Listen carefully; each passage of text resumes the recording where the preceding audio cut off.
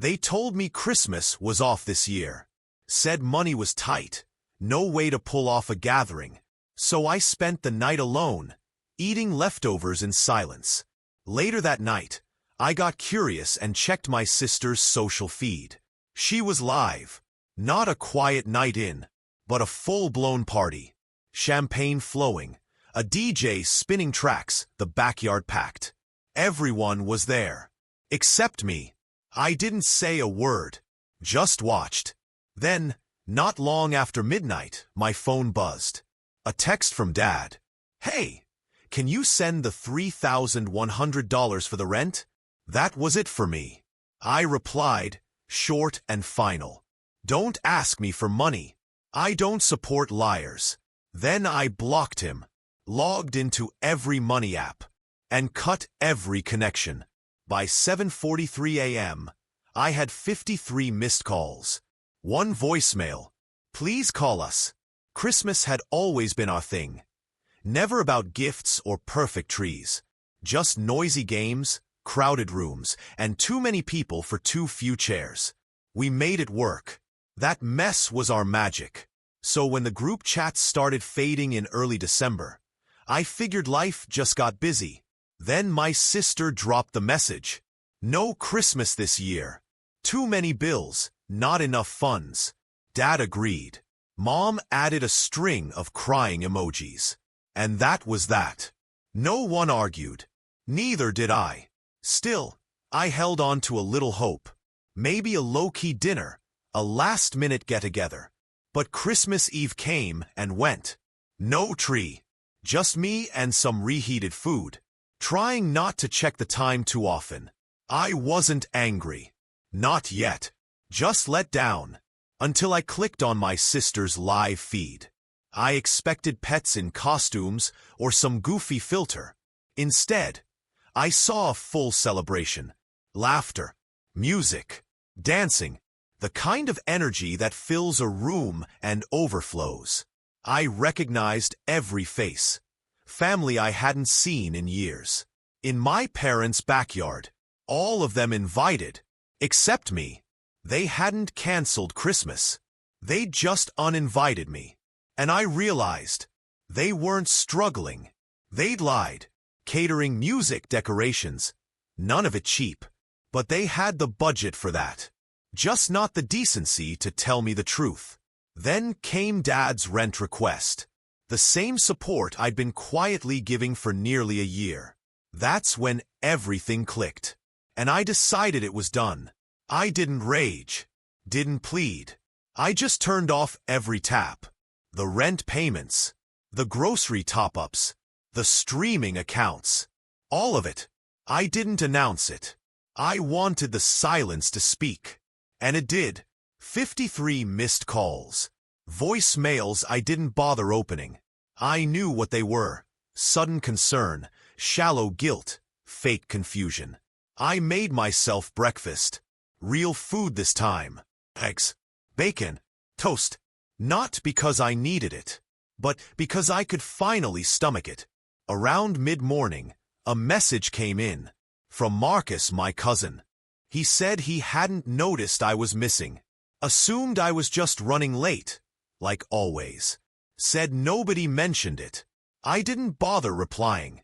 I wasn't about to unravel a web I never wove. If he truly didn't know, fine. If he did and chose silence, that said more than enough. By midday, my sister uploaded a throwback photo of us. Same tired style. A dramatic caption about family bonds and how storms can't shake blood. The comments came fast. People tagging me, asking where I was, saying it wasn't the same without me. I didn't react. Didn't hit like. Just let the screen scroll by.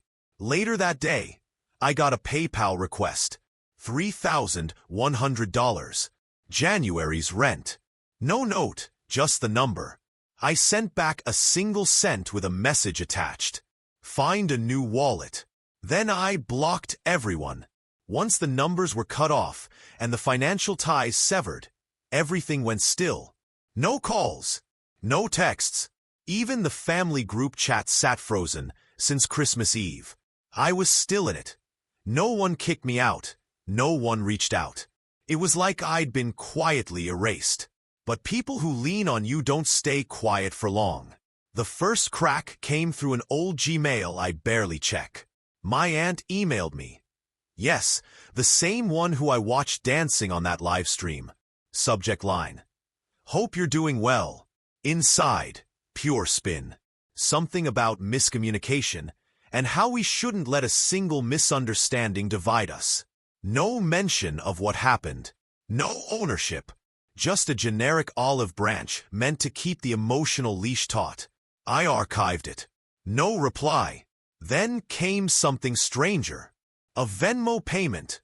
$1. Message: "Please talk to us." No photo, but the email linked to the account looked familiar. One of my sister's backups. She was trying to bypass the wall. I flagged the account and kept it moving. But what came next hit differently. Our office manager stopped by my desk. Casual conversation. She mentioned someone had called the company's main line, asking to speak with HR. Claimed they were verifying employment for a mortgage application. Policies tight, they got nothing. But the call was flagged and logged. That shook me. I'd never shared my workplace with them. They knew I worked in tech, knew the city. But the company name? Address? Phone number? Someone had either dug deep through my digital footprint, or someone close had talked. This wasn't grief.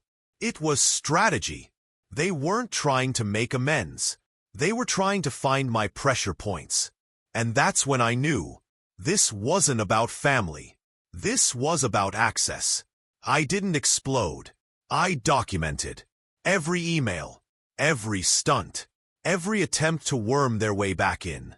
If they wanted to play this like a chess match, they were about to learn.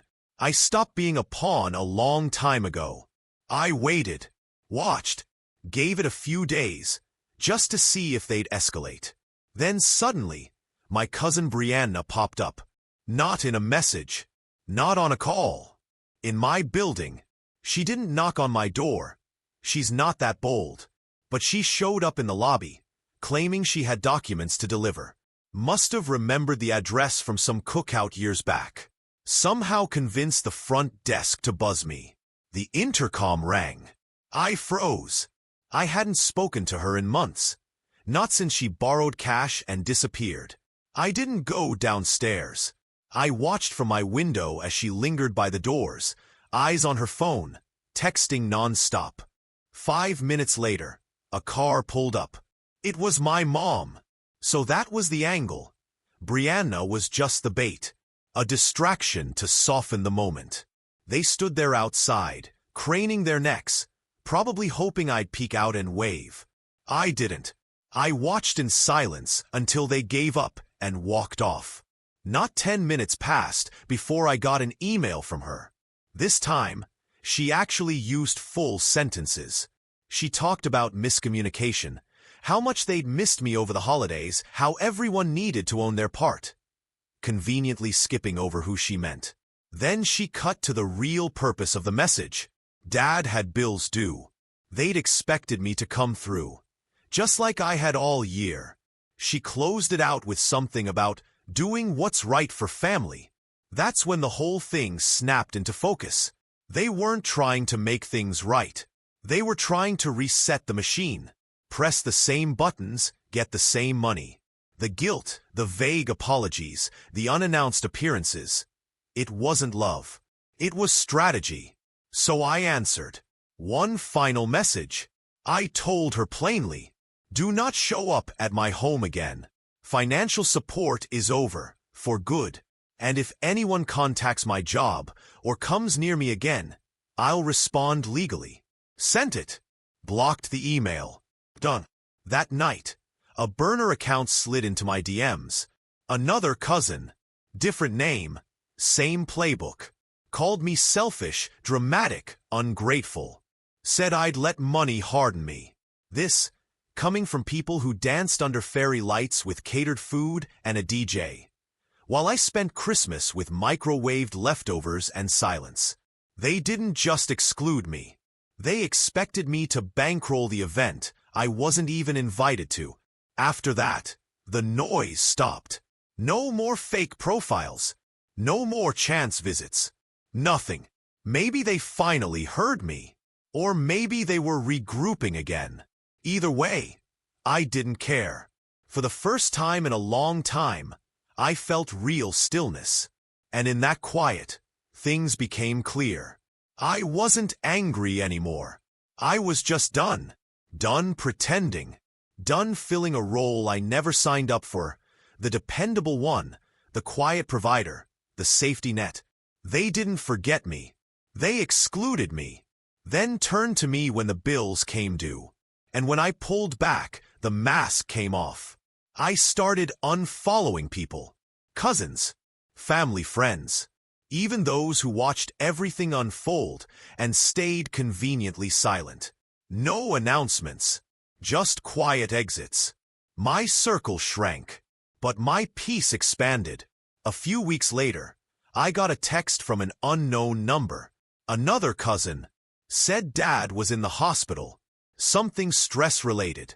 No details, just vague urgency and a plea that maybe now was the moment to rebuild. I didn't respond. Not because I don't care. I hope he's okay. But crisis doesn't earn a reset. Not after the door was slammed and locked from their side. Every quiet transfer. Every overlooked slight. Every year I gave and gave while they toasted behind my back. That's what brought me here. This isn't revenge. It's reclamation. The money I used to send, it's mine now. I'm taking a trip. First one in years. A quiet beach town. No obligations. No relatives. No surprises. I'll rest. Eat good food. Move at my own pace. No fake hugs. No live streams. Just me. To anyone reading who's been in my shoes. Believe the patterns. If they only reach out when they need something, it's not love. It's control. And when you finally cut the cord, don't look back. You owe peace to yourself, not access to those who never valued you. Thanks for following along. If you haven't yet, hit that subscribe button and help me get to 2K. More stories coming. And trust me, they're all true.